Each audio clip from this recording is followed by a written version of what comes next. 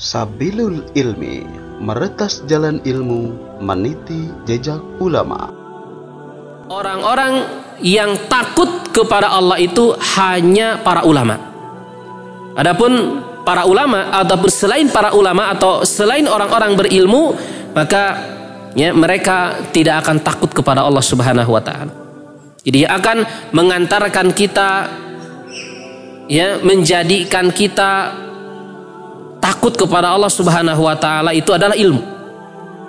Dengan ilmu maka kita bisa merasakan takut kepada Allah Subhanahu wa taala. Kita bisa memiliki khasyatullah, rasa takut kepada Allah Subhanahu wa taala. Dengan rasa takut itu kita kemudian termotivasi untuk taat kepadanya, sehingga kemudian dengannya kita masuk surga. Oleh karena itu hadirin dimuliakan oleh Allah Subhanahu wa taala, Allah menyebutkan di dalam Al-Quran, surga itu hanya untuk siapa? Hanya untuk orang-orang yang takut kepada Allah. Jadi kita tidak akan bisa masuk surga sampai kita takut kepada Allah. Dan kita tidak akan takut kepada Allah, ya, kecuali jika kita memiliki ilmu.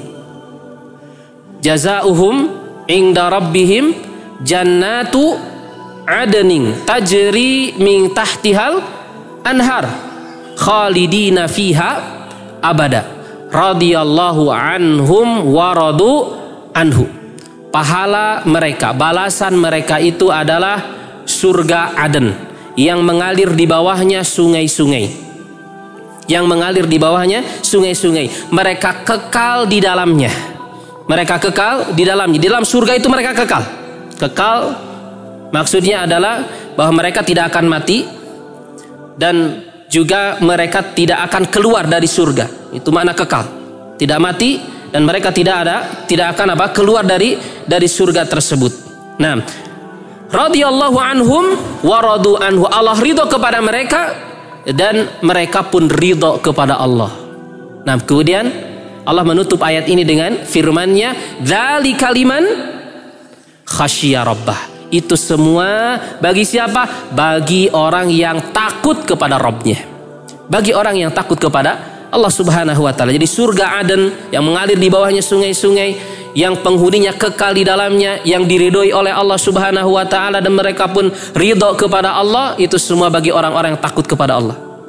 Dan rasa takut hadirin dimuliakan oleh Allah Subhanahu wa taala seperti yang Allah jelaskan dalam ayat ini, tidak akan mungkin muncul di dalam hati kita jika kita tidak memiliki ilmu. Karena Allah berfirman, innama yakhsyallaha min ibadihil ulama. Hanya saja orang-orang yang takut kepada Allah di kalangan hamba-hambanya adalah para ulama, orang-orang berilmu. Semakin tinggi ilmu yang kita miliki, maka kita akan semakin takut kepada Allah Subhanahu wa taala. Dan semakin rendah ilmu seseorang, maka semakin rendah pula rasa takutnya kepada Allah Subhanahu wa taala.